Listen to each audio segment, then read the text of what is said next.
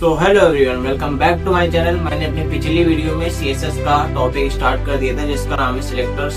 तो हमने कुछ सिलेक्टर्स के बारे में पढ़ लिया था, तो अब हम आगे पढ़ने वाले हैं। ठीक है, अब है हमारा एडजेसेंट सिबलिंग कॉम्बिनेटर सिलेक्टर। ठीक है, तो इसको हम पढ़ेंगे। द एडजेसेंट सिबलिंग कॉम्बिनेटर मतलब होता है प्लस, प्लस का साइन होता है। ठीक है, तो selects an element that is immediately next to another specific element. इसका मतलब है ये ऐसे एलिमेंट को सेट करता है जो एक एलिमेंट के बाद आए। ठीक है, तो इसे हिंदी में समझते हैं, एक एलिमेंट के तुरंत बाद वाला एलिमेंट। ठीक है, जैसे हमारा एक एलिमेंट लिखा H1 और दूसरा एलिमेंट लिखा है, कोई पैराग्राफ लिखा है या कुछ भी लिखा हुआ है, तो उसको सिलेक्ट करेगा। H1 होगा, उसमें प्लस ऐड कर देंगे, P हो जाएगा, तब सिलेक्ट हो जाएगा। इसका सिंटेक्स देखते हैं।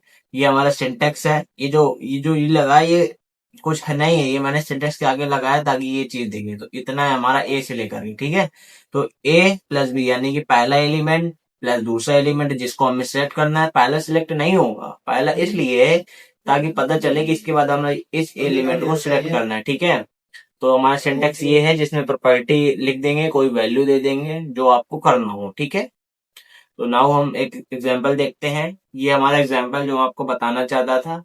तो मैंने H1 बोला था, इसमें H2 है, तो H2 हमारा एक एलिमेंट है। ठीक है, हमने प्लस का यूज किया, मतलब एडजेसेंट सिबलिंग कॉम्बिनेटर का यूज करके हमने पैराग्राफ को स्टाइल देने की कोशिश की। जैसे कलर हमने इसमें क्रिम्सन दे दिया और फॉन्ट स्टाइल इटैलिक दे दिया। ठीक है, तो इस तरह हमारा ये सिलेक्टर वर्क करता है। ठीक है, तो नेक्स्ट है हमारा चाइल्ड कॉम्बिनेटर सिलेक्टर। तो इसका मतलब क्या है? द चाइल्ड कॉम्बिनेटर का मतलब होता है ग्रेटर देन। ठीक है, तो ये ग्रेटर देन का सिंबल आपको दिख रहा होगा। Selects element that are direct children of a specific parent, यानी कि कोई पेरेंट होगा उसके डायरेक्ट चिल्ड्रन को वो टारगेट करता है। तो हिंदी में लिखा हुआ है डायरेक्ट चाइल्ड को टारगेट करता है, यानी कि कोई पेरेंट होगा उसके जितने भी डायरेक्ट चाइल्ड होंगे ना, तो उसको टारगेट करेगा। जैसे हमारा एग्जांपल समझते हैं। ठीक है, पहले सिंटेक्स देख लो आप। सिंटेक्स हमारा ये है, कोई पेरेंट लिखा होगा, फिर ग्रेटर देन का हमें साइन यूज करना है, मतलब कि चाइल्ड कॉम्बिनेटर। तो हमारा ये चाइल्ड कॉम्बिनेटर सिलेक्टर है। ठीक है, तो पेरेंट होगा कोई, फिर उसके बाद चाइल्ड लिखेंगे, फिर हम उसकी कोई भी प्रॉपर्टी एंड वैल्यू सेट कर देंगे जिससे हमारी स्टाइल अप्लाई होने लग जाए। ठीक है, तो ये हमारे सिलेक्टर्स होते हैं। तो हमारा एक एग्जांपल देख सकते हो, जैसे डिव। ठीक है, डिव हमारा एक पेरेंट है और पैराग्राफ उसके अंदर का चाइल्ड है। ठीक है, पेरेंट चाइल्ड मतलब कि जो ऊपर होगा वो पेरेंट होगा, जो उसके अंदर होगा वो चाइल्ड होगा। ठीक है, तो डिव के अंदर जितने डायरेक्टली जो डायरेक्ट डिव के बाद डायरेक्ट पी आएंगे वो सब स्टाइल हो जाएंगे। ठीक है, तो आपको घबराने की बिल्कुल जरूरत नहीं है। मैं भी इसका प्रैक्टिकल करके आउटपुट निकाल के आपके सामने दूंगा, तो आपको चीजें एकदम क्लियर हो जाएगी। ठीक है, नाउ हमारा है एट्रीब्यूट सिलेक्टर। ठीक है, attribute selectors target HTML elements based on the presence और value of attribute like type, hyper reference, alt value etc। मतलब जब हम किसी एलिमेंट को उसके एट्रीब्यूट जैसे type, href, title etc and alt के बेसिस पर सिलेक्ट करते हैं, उसे एट्रीब्यूट सिलेक्टर कहते हैं।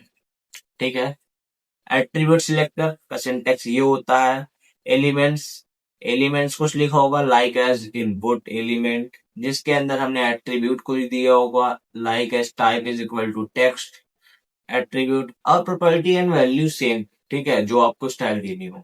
लाइक एज ये हमारा एग्जांपल दिया हुआ, ये हमारा एक इनपुट एलिमेंट है। टाइप हमारा एट्रीब्यूट है टाइप। ठीक है, टाइप में हमने टेक्स्ट दिया हुआ है। सो हमारा कोड लिखा होगा HTML का जिसपे इनपुट होगा और टाइप टेक्स्ट होगा। तो जितने भी इनपुट एलिमेंट वाले होंगे type is equal to text वाले होंगे, उसका सारों का स्टाइल चेंज हो जाएगा, सिलेक्ट हो जाएगा। वो कहीं पर भी हो, पूरे डॉक्यूमेंट में नॉट मैटर।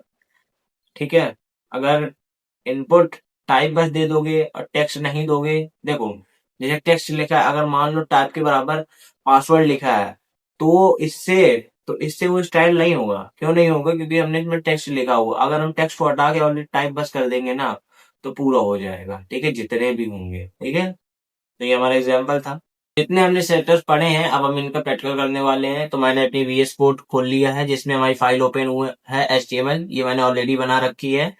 ये मेरी HTML फाइल का आउटपुट है। ठीक है, अभी इसमें कोई भी CSS अप्लाई नहीं है, ठीक है। मैंने रिमूव कर दी, मैंने अपनी पिछली वीडियो में अप्लाई की थी बट मैंने उसको रिमूव कर दी है।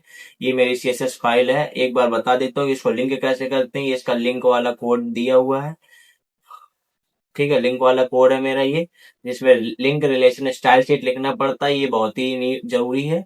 और हाइपर रेफरेंस में ये इधर ये चेंज होती रहती है, यानी कि इधर फाइल का नाम लिखना पड़ता है। जो आपने फाइल दी होगी वही नेम आप लिखोगे। जैसे मैंने इधर Rahul dot C S S की बनाई है CSS के लिए, तो वही लिखना पड़ेगा, ठीक है। आप नाम कुछ भी दे सकते हो, लेकिन CSS फाइल बनाने के लिए डॉट CSS इसका एक्सटेंशन होता है। जैसे HTML फाइल बनाने के लिए डॉट HTML होता है, वैसे CSS के लिए डॉट CSS होता है, ठीक है। तो अब हम लोग इसमें अप्लाई अप्लाई करने वाले हैं अपने सिलेक्टर्स। तो सबसे पहले एडजेसेंट सिबलिंग कॉम्बिनेटर जो हमारा होता है और प्लस का, ठीक है। जो एक एलिमेंट के बाद दूसरे एलिमेंट को टारगेट करता है। सबसे पहले ये हमारा एक एच, इतनी लाइन आप देख सकते हो, ठीक है। अभी आउटपुट देख लो। अभी इधर डिफॉल्ट डिफॉल्ट वर्जन का मतलब होता है, डिफॉल्ट चीजें का मतलब होता है पहले से जो आती है। जैसे ब्लैक अभी दिख रहा है और इसका बैकग्राउंड आपको व्हाइट दिख रहा है, ठीक है। तो व्हाइट ही रहने दो, उससे कोई लेना देना नहीं है। जो है हम लोग अब CSS अप्लाई करेंगे, ठीक है। तो देखो, ये H1 हमारा एलिमेंट है, फिर इसके बाद P है, फिर P है, फिर P है, ठीक है। लेकिन हमारा एडजेसेंट सिबलिंग क्या करेगा, देखो। तो हम इसको अप्लाई करेंगे CSS की फाइल पे से। तो कैसे अप्लाई करते हैं, ठीक है। तो इसको अप्लाई करने के लिए H1 आप लिख लीजिए, फिर प्लस का साइन लगाइए, फिर पैराग्राफ लिखिए, फिर अरे सॉरी, पैराग्राफ लिखना है। फिर आप इसमें बैकग्राउंड कलर दे दो ताकि क्लियर विजुअल हो जाए। बैकग्राउंड कलर सब में आ जाएगा ना। बैकग्राउंड कलर दे दिया जैसे हमने रेड, कंट्रोल एस से सेव कर दिया एंड इधर जाके F5 से रिफ्रेश कर दिया। देखो, this is paragraph 1 totally red हो चुका है उसका बैकग्राउंड, बिकॉज हमने इधर पर ये हमारा H1 एलिमेंट है। इसके बाद हमारा पैराग्राफ एलिमेंट ये आता है, ठीक है। इसलिए हमारा सिर्फ ये हुआ है, ना कि ये। ओके, तो ये हमारा एडजेसेंट सिबलिंग कॉम्बिनेटर होता है, जो प्लस साइन होता है, जो एक एलिमेंट के बाद दूसरे एलिमेंट को टारगेट करता है, ठीक है। तो ये क्लियर हो गया। नेक्स्ट था हमारा चाइल्ड कॉम्बिनेटर। चाइल्ड कॉम्बिनेटर हमारा क्या काम करता है। चाइल्ड कॉम्बिनेटर का मतलब होता है डायरेक्ट पेरेंट के डायरेक्ट चाइल्ड को टारगेट करता है, ठीक है। तो इस पे हम अपने HTML कोड में देखें कि पेरेंट क्या है। अब देखो, इस कोड में देख लो आप, ठीक है। जैसे ये div बना हुआ है, ये हमारा div पेरेंट है। इसके अंदर H2 एलिमेंट है, पैराग्राफ है, फिर दूसरा div बना हुआ है, फिर ये है सेक्शन। देखो, मैंने सेक्शन भी बना रखा है इसमें, ठीक है। तो अब क्या करेंगे, div के बाद हम लोग पैराग्राफ है, इसमें ही पैराग्राफ है, तो ठीक है। मैं इस पे CSS अप्लाई करना चाहता हूँ, तो div लिखेंगे और हमारा चाइल्ड कॉम्बिनेटर होता है ग्रेटर देन p लिखेंगे, फिर लिखेंगे करेंगे, फिर करेंगे बैकग्राउंड कलर को कर देंगे ब्लू, ठीक है। कंट्रोल एस से सेव कर देंगे।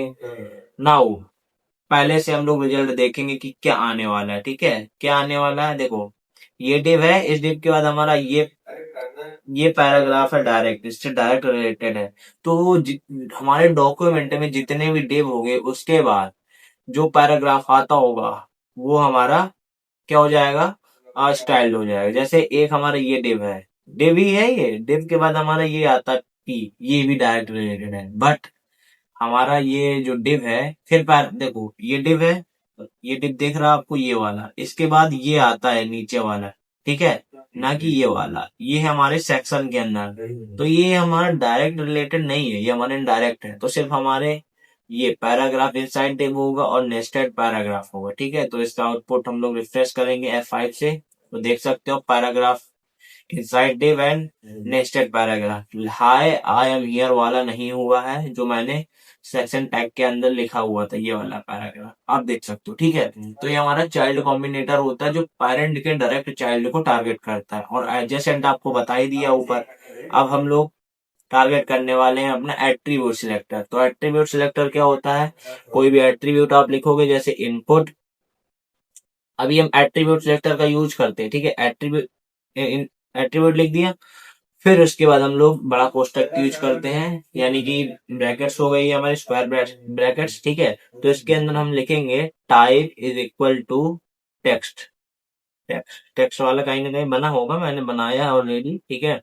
इस पे मैं चाहता हूँ कलर मेरा हो जाए, कलर कलर नहीं, बैकग्राउंड कलर लिखते हैं, क्योंकि वो पूरे स्क्रीन पर आ जाता है तो ठीक ठाक समझ आता है स्टाइलिंग, ठीक है।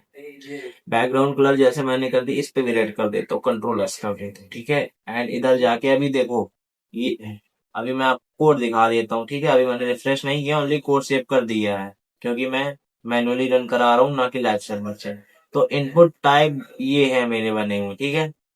Input type is equal to text लिखा है, इधर पासवर्ड लिखा है, इधर ईमेल लिखा है। तो मेरा ये वाला इंटर नेम वाले का बैकग्राउंड जो है, वो मेरा जो मैंने दिया होगा, क्या मैंने दिया है मुझे खुद याद नहीं रहता, रेड दिया है तो रेड हो जाएगा, ठीक है। मेरी याददाश्त कमजोर हो चुकी है क्या है, इधर में से रिफ्रेश कर दूंगा मैं, तो देख लो एंटर नेम वाला हमारा रेड हो चुका, ठीक है। अभी इसके अंदर क्या ब्लैक ब्लैक लिख के आ रहा है ना, तो थोड़ा सा इसको और स्टाइल करते हैं, ठीक है। तो ब्लैक लिख के आ रहा है, कोई बात नहीं, इसको आप कलर दे दो, कलर दे दो आप। रेड के साथ क्या दिखेगा, रेड के साथ दिखाई देगा हमको, चलो हम लोग व्हाइट कर देते हैं, ठीक है। कंट्रोल एस, फिर आप इसके अंदर लिखोगे तो व्हाइट व्हाइट लिखेगा, देखो, ठीक है। इस तरह आप स्टाइलिंग कर सकते हो।